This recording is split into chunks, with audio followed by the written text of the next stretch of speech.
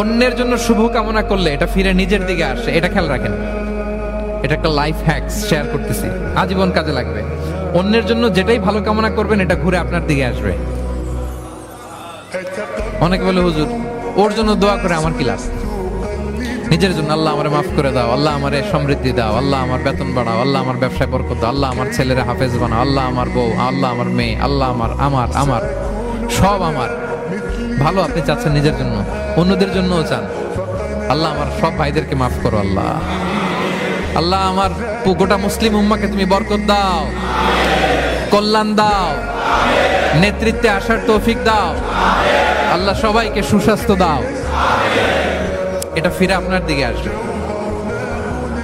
অন্যের জন্য শুভকামনা বহুগুণ বৃদ্ধি হয়ে নিজের দিকে রিটার্ন করে। বিষ্ণু সাল্লাল্লাহু এটাই বলেছেন, মা মিন আবদিন মুসলিমিন ইয়াদউ লিআখিহি বিযাহরিল গায়বি ইল্লা ক্বালা লাহুল মালাকু ওয়া লাকা বিমিসলিন।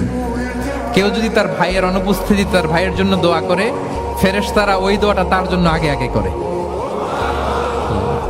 তাহলে অন্যের জন্য শুভকামনা করলে, দোয়া করলে লাভ না লস?